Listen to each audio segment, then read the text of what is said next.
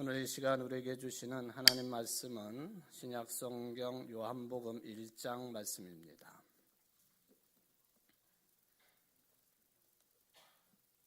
요한복음 1장 10절부터 18절까지 말씀을 봉독해 드리겠습니다. 그가 세상에 계셨으며 세상은 그로 말미암아 지은 바 되었으되 세상이 그를 알지 못하였고 자기 땅에 오매 자기 백성이 영접하지 아니하였으나 영접하는 자 곧 그 이름을 믿는 자들에게는 하나님의 자녀가 되는 권세를 주셨으니 이는 혈통으로나 육정으로나 사람의 뜻으로 나지 아니하고 오직 하나님께로부터 난 자들이니라. 말씀이 육신이 되어 우리 가운데 거하심에 우리가 그의 영광을 보니 아버지의 독생자의 영광이요 은혜와 진리가 충만하더라. 요한이 그에 대하여 증언하여 외쳐 이르되 내가 전에 말하기를 내 뒤에 오시는 이가 나보다 앞선 것은 나보다 먼저 계심이라 한 것이 이 사람을 가리킴이라 하니라. 우리가 다 그의 충만한 데서 받으니 은혜 위에 은혜로라. 율법은 모세로 말미암아 주어진 것이요 은혜와 진리는 예수 그리스도로 말미암아 온 것이라. 본래 하나님을 본 사람이 없으되 아버지 품속에 있는 독생하신 하나님이 나타내셨느니라. 아멘. 이는 하나님의 말씀입니다.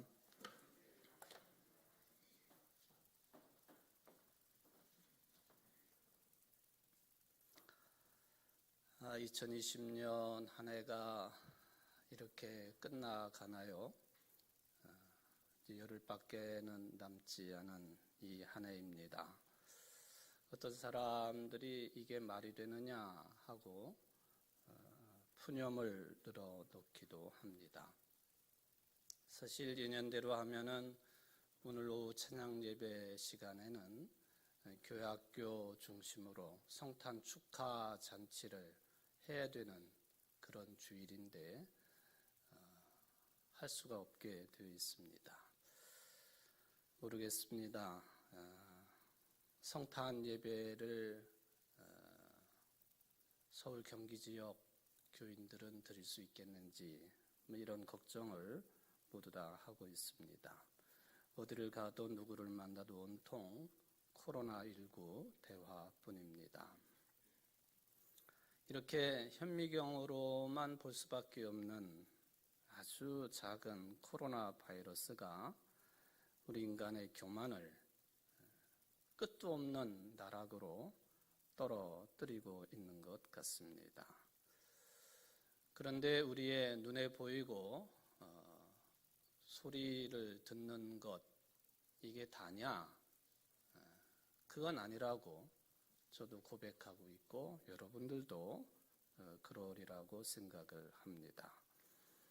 이 현상 이면에 감추어져 있는 하나님의 뜻과 또 예비하신 길이 생명의 길이 열릴 것을 모두 다가 믿는 심정으로 오늘 예배를 드립니다.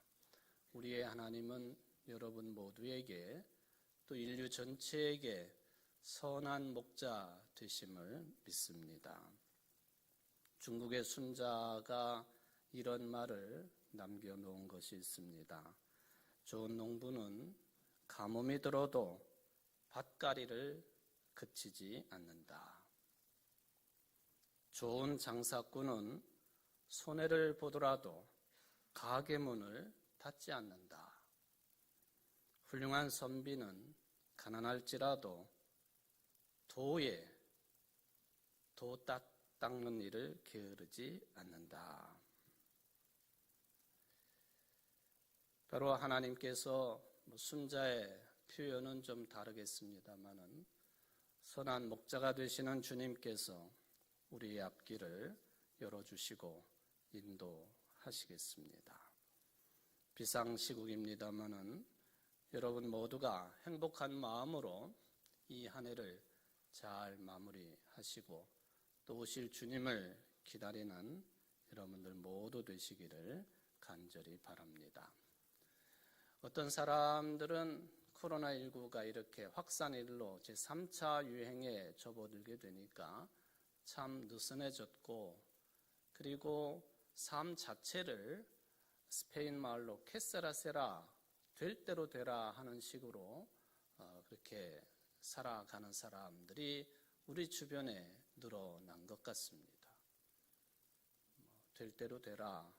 그러다가 보니까 나 때문에 다른 사람의 생명에도 위협을 주는 그런 현상들이 끊임없이 벌어지고 있는 것이 아닌가.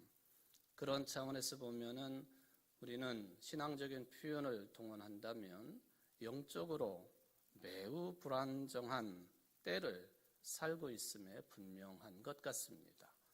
이런 모습이든 저런 모습이든 인간이 생명을 얻은 뒤로부터 이 영혼의 불안정 상태는 늘 있어 왔습니다만은 지금은 더 그것이 극대화되었다라고 표현을 해봅니다. 삶의 공허와 무의미가 있는 것도 사실입니다만은 이런 상태 속에서 될 대로 되라 하는 식으로 살아가는 것이 아니라 넘어서야 될 것입니다. 그게 바른 삶의 자세이기 때문에 그렇습니다.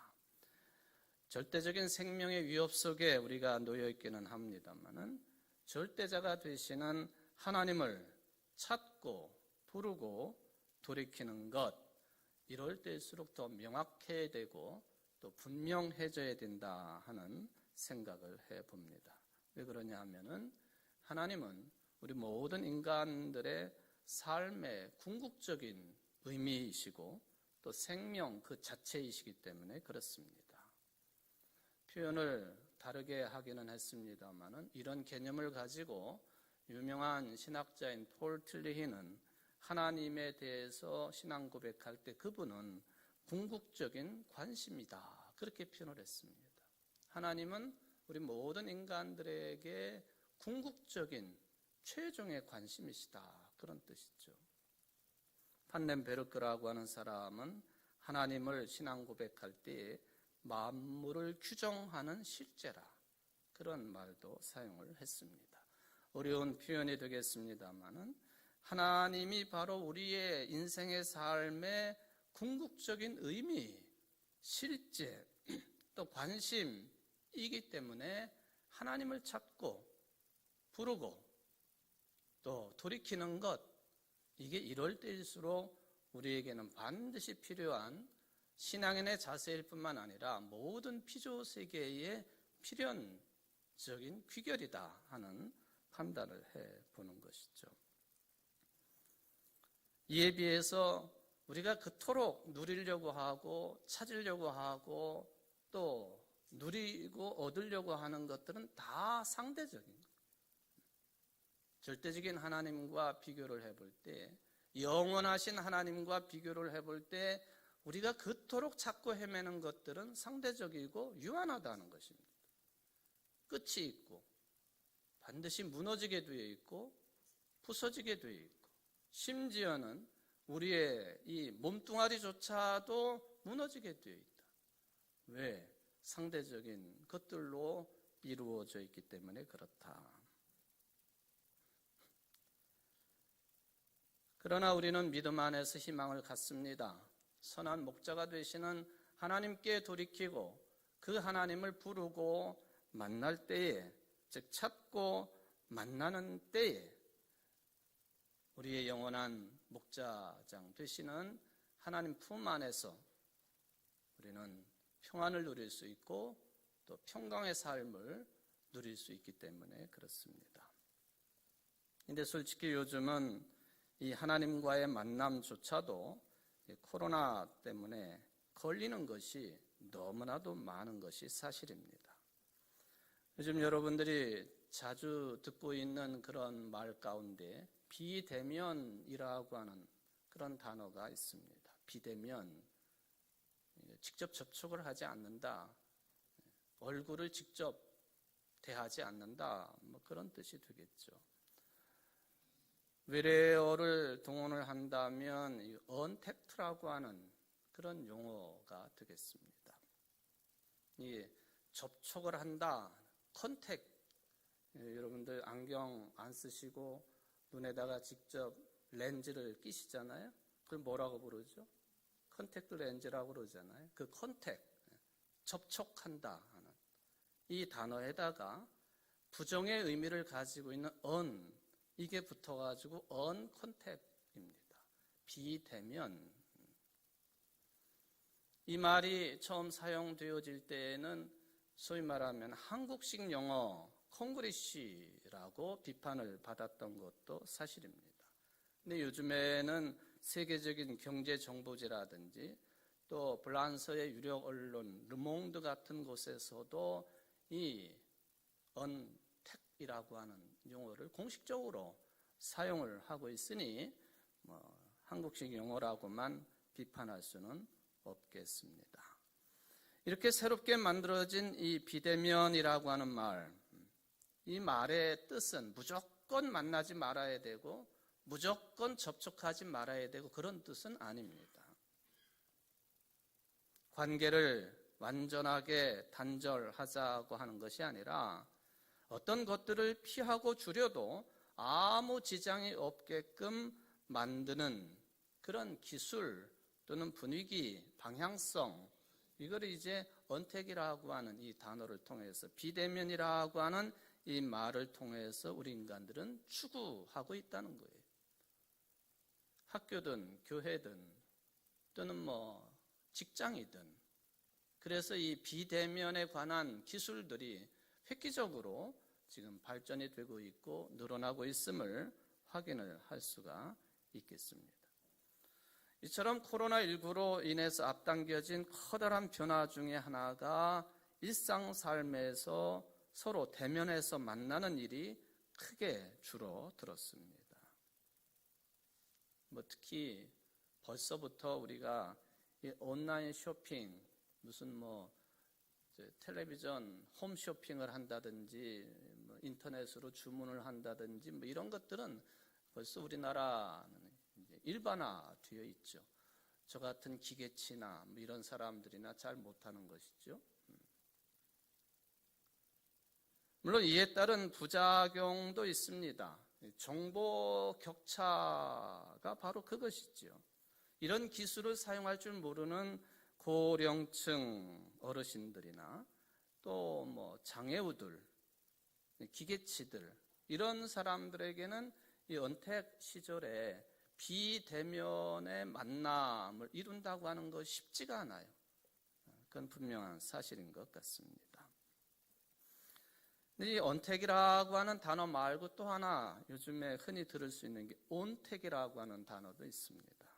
예를 들면은 코로나19 때문에 이 대중문화 그리고 예술 공연에 큰 타격을 받습니다. 우리 특송을 해주신 유승문 집사님도 대전 시립합창단 아주 주요한 멤버이신데 이게 공연이 굉장히 제한적인, 그러니까 직접 대면해서 공연하고 또 관람할 수가 없게 되니까 온라인 공연이 벌써부터 시작이 되어 있지 않습니까? 관객이 없이 진행되는 공연, 온라인으로 연결을 해가지고 문화 소비자와 만나는 새로운 패턴, 방법이 탄생을 합니다. 이런 모습은 아니지만은 온라인으로 연주자와 또 노래 부르시는 분들 그리고 시청취자가 소통하면서 연결되는 방식, 그게 이제 글쎄요, 일반화 되었다기보다는 특수한 상황 속에서 벌어지고 있는 현상이 되겠습니다. 텔레비전에 가끔 보면은 무슨 방구석 콘서트 이런 얘기 있잖아요. 다 이게 이런 형식이라고 이제 보면은 되겠습니다. 이런 상황 속에서 우리 기독교 신앙도 대면과 비대면, 접촉과 비접촉, 이게 상호작용으로 이루어지고 있습니다. 오늘 이렇게 예배당에 오셔서 예배 드리실 분들, 또 가정에서 온라인으로 실시간 예배를 드리시는 분들 다 그런 현상 속에 있는 것이죠. 그런데 코로나19가 끝나도 교회 생활, 신앙 생활이 어느 정도는 이런 측면이 더 강조가 될 것이라고 하는 예상을 해보고 있습니다. 성경을 읽다가 보면은 대면이라고 하는 단어가 등장하는 구절들이 여러 군데 있습니다. 출애굽기 33장 11절에 보면은 사람이 자기의 친구와 이야기함 같이 여호와께서는 모세와 대면하여 말씀하시며, 하나님께서 모세와 대면하여 말씀하신다. 또 신명기 34장 10절에 보니까 모세는 여호와께서 대면하여 아시던 자요. 신약 성경에도 보면 요한 3서 1장 14절에 속히 보기를 바라노니 또한 우리가 대면하여 말하리라. 다 대면해서 직접 얼굴과 얼굴을 맞대어 대화하고 말하고 소통을 한다 하는 그런 개념이 어떻게 보면 이제 원칙적인 내용으로 나와 있습니다. 물론 비대면, 언택이라고 하는 것은 어떻게 보면 편리한 삶의 수단입니다. 시간도 절약할 수 있고 노력도 그만큼 들이지 않아도 대화를 할 수 있는 방법이기 때문에 그렇습니다. 그러나 이게 우리 삶의, 인간들의 삶의 진면목이 될 수가 있겠느냐 하는 면에 있어서는 부정적입니다. 인간은 여전히 함께 모여 있어야 되는 사회적인 동물이요, 얼굴과 얼굴을 맞대어 보며 살아갈 수밖에 없는 존재들이기 때문에 그렇습니다. 즉 이게 인간의 본성이라 하는 거예요. 하나님께서 아담 홀로 두지 아니하시고 독처하는 것이 보기 좋지 않아서 그가 잠든 사이에 갈빗뼈를 취하셔서 이불을 만들어내시고 부부가 되게 하셨다. 그로부터 시작되어서 가인과 아벨이 탄생하고 노아의 가족들이 생겨나고 아브라함, 이삭, 야곱의 족장들이 탄생을 하고, 다른 나라 이야기인 것 같지만 우리 인간들의 삶 자체의 본성이 그런 것이다 하는 것을 드러내는 내용들이에요.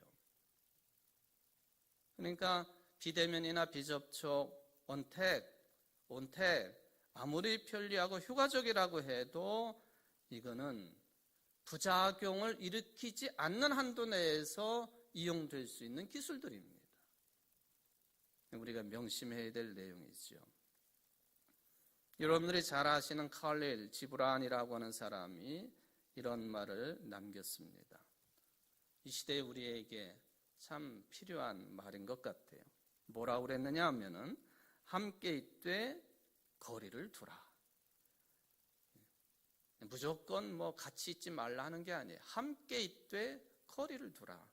꼭 코로나19를 염두에 둔 말 같지 않아요? 그래서 하늘바람이 너희 사이에서 춤추게 하라. 서로 사랑하라. 그러나 사랑으로 구속하지는 말라. 그보다 너희 혼과 혼의 두 언덕 사이에 출렁이는 바다를 놓아두라. 서로 가슴을 주라. 그러나 서로의 가슴 속에 묶어두지는 말라. 오직 큰 생명의 손길만이 너희의 가슴을 간직할 수 있다. 꼭 노래 가사 같습니다. 오늘날 우리에게 필요한 삶이죠. 함께 있되 거리를 두라.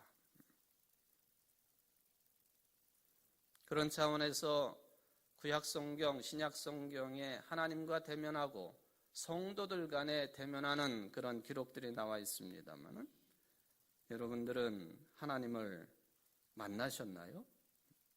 아니, 하나님을 만나려고 열심히 추구하고 노력하고 찾고 계십니까?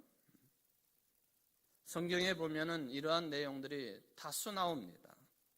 그리고 이런 기록들을 통해서 우리들로 하여금 하나님은 어떻게 찾아서 만날 수 있는지, 또 더 근본적으로 보면은 하나님을 찾는다고 하는 의미가 무엇인지를 성경 말씀 우리에게 안내를 해 줍니다. 구약 성경에 보면은 하나님과 가장 가까운 인물로 모세라고 하는 사람이 등장을 합니다. 특히 구약 성경의 두 번째 책인 출애굽기를 읽다가 보면은 하나님과 모세가 직접적으로 대화하시는 장면이 2번 기록이 됩니다. 한 번은 바로 모세가 하나님으로부터 80살에 부르심을 받을 때 호랍산에서 일어난 대화였습니다. 어느 날 모세가 호렙산에서 이상한 현상을 보았습니다. 떨기나무가 분명히 불타고 있는데 나무는 타지 않고 불꽃만 보입니다. 그리고 그 불꽃 안에서 하나님께서 모세에게 현현하셨습니다. 그리고는 사명을 주십니다. 네가 이제 개인으로 사는 것이 아니라 민족의 지도자가 되어서 지금 노예 생활에 허덕이고 있는 애굽에 내가 택한 자녀들을 해방시키는 일에 네가 나서야 되겠다. 그런 사명을 주십니다. 모세가 생각해 보니까 도대체 자기가 간들 정작 이스라엘 사람들이 또는 수많은 사람들이 네가 무엇하는 사람이냐? 내가 보내심을 받았다. 누가 너를 보냈느냐? 특별히 누가 너를 보냈느냐 하고 물어보면 내가 무엇이라고 답변을 할까요? 하나님께서 답을 하십니다. 그런 질문이 있을 경우에는 이렇게 답해라. 나를 보내신 분은 나는 스스로 있는 자니라. 나는 나다. 그렇게 말씀하셨다고 대답하라고 말씀을 해 주십니다. 나는 스스로 있는 자다. 스스로 계시는 분이 나를 너희들에게 보냈다. 나는 나다라고 말씀하시는 분이 나를 너희들에게 보냈다. 그런 답을 하라는 뜻이지요. 이 나는 스스로 있는 자다, 나는 나다, 이 말씀 해석하기가 참 어렵습니다. 근데 쉽게 좀 풀이를 해보면 이 스스로 있는 자라고 하는 말씀, 나는 나다라고 하는 이 하나님에 대한 이 해석은 하나님을 사람이 규정할 수 없다, 그런 뜻입니다. 규정할 수 없다. 우리는 무엇이든지 새로 생기는 것이 있으면 이름을 붙이지 않습니까? 규정하는 거예요. 이게 물컵이다. 그럼 물컵이 되는 거예요. 아담에게 온갖 동물을 끌어다 놓으시고 이름을 붙이게 하십니다. 코끼리라 부르면 코끼리가 되는 것이고 원숭이다 그러면 원숭이가 되는, 이게 규정하는 거예요. 그런데 나는 스스로 있는 자다라고 하는 이 말씀의 뜻은 인간이 하나님을 마음대로 규정할 수 없다는 뜻입니다. 하나님은 스스로 계시는 분이시기 때문에. 그런데 신앙생활도 그렇게 마음대로 하는 사람들이 있습니다. 하나님을 내 마음대로 규정하고 교회 생활도 내 마음대로 규정해서 내 생각대로 내 뜻대로 돼야만이 직성이 풀리는 사람들이 있습니다. 신앙의 흐름이 좀 새로 잡혀야 될 사람들이죠. 내가 믿는 하나님은 요런 분이시야. 내가 믿는 하나님은 네모와 같아. 그건 그 사람 생각이지요. 누구에게나 일반화시킬 수 없는 것입니다. 그것도 위험한 일이지만 인간 전체가 우리를 만들어내신 창조주 구원의 하나님을 이런 분이라고 이성을 가지고 철학을 가지고 규정할 수 없도록 하신 말씀이 모세를 보내신 하나님 스스로 계시는 분이시다. 그런 이야기죠. 하나님은 사람이 만들어 놓는 그런 규정에 들어오지 않는 분이십니다. 만약에 사람이 정해놓은 그 틀 안에 들어오시는 분이시라고 한다면 그때부터는 하나님이 아니십니다. 인간이 만들어낸 신이지요. 열왕기상 8장에 보면은 솔로몬이 처음으로 건물로서의 성전을 건축을 하고는 봉헌 기도를 합니다. 그때 이런 내용, 유명한 내용이지요. 하나님이 참으로 땅에 거하시리까 하늘과 하늘들의 하늘이라도 주를 용납하지 못하겠거든 하물며 내가 건축한 이 성전이오리이까. 하나님이 성전을 짓기는 했지만 이 건물 성전 안에만 계시는 하나님 아니시다, 그런 뜻이죠. 솔로몬이 봉헌 기도 때는 그런 기도를 했지만 나중에 그는 이런 신앙을 다 잃어버리고 타락합니다. 하나님을 가두어버리고 규정해버리고 제한시켜버리고 내가 생각하는 하나님으로만 만들어버리는 우를 범했기 때문에 우상숭배를 하게 되고, 우상숭배의 결과로 통일국가가 분단이 됩니다. 남쪽 유다와 북쪽 이스라엘로 나뉘어지게 되는 것이죠. 사도 바울의 고백처럼 너희가 하나님의 성전인 것과 하나님의 성령이 너희 안에 거하시는 것을 알지 못하느뇨. 하나님이 여기 계시다 저기 계시다 이곳에만 계시다라는 규정을 못하도록 하시는 말씀입니다. 너희 가운데 계시다. 우리 인간관계 속에 계시고 또 우주 만물 온 피조물 세계에 충만하게 계신 분이 여호와 하나님이시다. 그분이 나는 스스로 있는 자다. 그렇게 모세에게 당신을 소개를 하셨습니다. 바로 모세는 이 세상의 그 어떤 제도와 개념과 규정으로 가둘 수 없는 영원하신 존재인 궁극적인 관심인 하나님을 그때 직접적으로 체험을 했습니다. 두 번째 경우가 바로 십계명과 관련된 것입니다만은 바로 이 십계명을 받은 시내산에서 일어납니다. 모세가 하나님께 요청을 합니다. 주의 영광을 내게 보여주십시오. 이 말은 그동안 모세가 하나님의 실제적인 모습을 보지 못했다 하는 그런 뜻이 되겠습니다. 그랬더니 하나님이 답변하시기를 내가 내 얼굴을 보지 못하리니 나를 보고 살 자가 없음이니라. 그리고는 모세를 반석과 반석 틈에 세우시고 손으로 모세를 덮으십니다. 하나님이 지나가실 때에 볼 수 없게 내린 조처입니다. 그리고는 말씀하시기를 내가 내 등을 볼 것이요 얼굴은 보지 못하리라. 하나님이 우리처럼 이렇게 가려우면 긁을 수 있는 등도 계시고 이렇게 우리처럼 얼굴도 가지고 계시고 어린아이처럼 성경을 읽는 분들은 그렇게 해석할지 모르겠습니다. 근데 하나님이 등이 계시고 얼굴이 있으신 분은 아니시지요. 은유적인 표현입니다.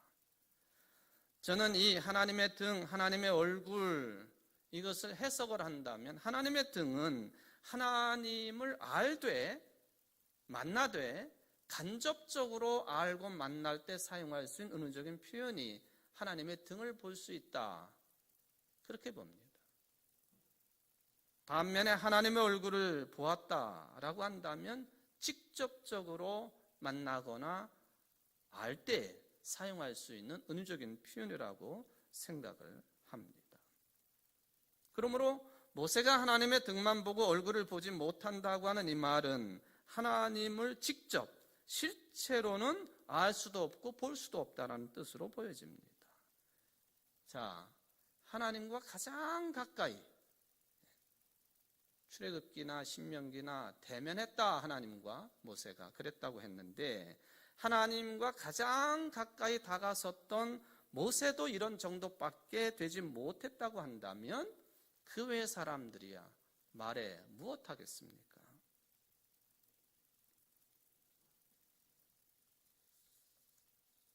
모세의 이야기에 따르면 우리가 하나님을 체험할 수 있는 최선의 길은 하나님의 등을 보는 것뿐이다. 그렇게 볼 수도 있겠습니다. 이스라엘의 역사를 통해서 생각을 해보면 수많은 역사적인 사건들이 있었습니다. 그 중에 대표적인 게 출애굽 사건이고 바벨론 포로 사건이지요. 애굽과 바벨론 인간이 만들어낼 수 있는 절정의 권력이고 이데올로기입니다. 그런데 이들의 손아귀에서 벗어났다고 하는 것 상상도 할 수 없는 일이, 사건이, 역사적인 사건이 일어난 것이죠. 그런데 그런 일이 실제로 벌어졌습니다. 하나님께서 행하신 일이었습니다. 그리고 그런 믿음을 가지고 있습니다. 바로 그런 모습을 해석을 할 때 이스라엘 민족이 그때에 출애굽하면서 바벨론 포로에서 해방되면서 하나님의 등을 보았다, 그렇게 말할 수 있겠습니다. 여기서 하나님의 얼굴을 본 것이라고 표현하지 않는 이유는 출애굽, 위대한 사건이죠. 바벨론 포로기 한 위대한 사건입니다만은 그것 자체로는 생명이 완성되었다고 볼 수 없기 때문에 하나님의 등을 본 것이라고 표현한다라는 것이죠. 오늘날 우리도 사실은 하나님의 등만 볼 수 있는 존재들입니다. 그런데요, 오늘 요한복음 본문 말씀을 읽어드렸습니다만 오늘 요한복음은 전혀 새로운 진리를 선포하고 있습니다. 하나님을 직접 본 사람이 있다고 선포했기 때문에 그렇죠. 요한복음 1장 18절 말씀 공동번역으로 읽어보면 이렇게 되어 있습니다. 일찍이 하나님을 본 사람은 없다. 모세도 못 본 것이죠. 그런데 아버지의 품 안에 계신 외아들로서 하나님과 똑같으신 그분이 하나님을 알려주셨다. 예수님을 말씀하고 있습니다. 하나님 품 안에 계신 분, 하나님의 외아들이시고 하나님과 본질이 같으신 예수님, 그분이 하나님을 직접 보신 분이시다. 직접 보신 분이기 때문에 우리들에게도 그 하나님을 알려줄 수 있는 유일한 분이시다. 그게 이제 요한복음 오늘 본문의 뜻이 되겠습니다. 바로 이 예수님께서 하나님을 보셨다고 하는 말을 좀 더 일상적인 개념 또는 영적인 개념, 신앙적인 개념으로 언급을 해본다면은 바로 예수님께서 오늘 본문에 있는 것처럼 은혜와 진리가 예수님을 통해서 실현되었다 하는 그 현상이 그것입니다. 그래서 14절, 17절에 은혜와 진리를 언급을 합니다. 특별히 17절에 보면은 하나님의 등만 보았던 모세까지도 언급이 됩니다. 율법은 하나님의 등을 본 모세를 통해서 왔다면은 은혜와 진리는 하나님 품 안에 하나님을 본 유일한 분이신 예수 그리스도를 통해서 왔다, 그것이죠. 그러므로 우리가 그리스도인으로서의 삶을 살아갈 때에 하나님께서 값없이 베풀어 주시는 이 구원의 선물, 구원의 은총 가운데, 이 은혜 가운데에, 이 진리 가운데 거하는 사람들은 누구나가 다 예수님을 본 자들이요, 그런 사람들은 누구나가 다 하나님의 얼굴을 본 자들이라. 예수 그리스도를 통해서. 이게 요한복음이 우리에게 기적과 같은 말씀을 허락하신 내용이라고 생각을 해봅니다. 은혜와 진리로 그것을 이루신 분, 무상으로 우리에게 구원의 은총을 베풀어 주시는, 진리를 통해서 그것을 허락하신 하나님, 예수 그리스도. 여러분, 이게 영적인 표현이기는 합니다만은 은혜와 진리 가운데 거하기만 하면 그 사람들은 예수님을 본 자들이요, 예수님을 본 자들은 하나님을 대면한 것입니다. 이걸 믿으시는 여러분들 되시기를 바랍니다. 여러분이 바로 이 하나님이신 예수 그리스도를 통해서 죄와 죽음으로부터 자유를 얻고 구원을 얻게 되었습니다. 은혜와 진리로 말미암아 이루어진 위대한 생명의 사건이 구원의 은총입니다. 우리가 비록 코로나19 때문에 어려움을 겪고 있습니다만 이 속에서도 선한 목자 되시는 하나님께서 우리를 그런 생명의 길로 인도하여 주시는 줄 믿습니다. 2020년 이런 믿음의 깊이로 잘 마무리하는 복된 한 해로 만들어가는 여러분들 되시기를 주의 이름으로 축원을 드립니다. 사랑의 하나님 아버지, 감사를 드립니다. 모세조차도 하나님을 직접 보지를 못했습니다. 요한복음은 선언합니다. 은혜와 진리를 이루신 예수 그리스도 그 안에 거하는 자들은 하나님을 직접 본 것이라고 선포를 하십니다. 오늘도 은혜와 진리 가운데 거하는 모든 성도들이 하나님을 본 것이므로 하나님께 영광을 돌려드리고 구원의 은총 가운데 감사하며 살아갈 수 있는 이 시대에 부름받은 주의 자녀들이 될 수 있도록 축복하여 주옵소서. 예수님의 이름으로 기도하옵나이다. 아멘.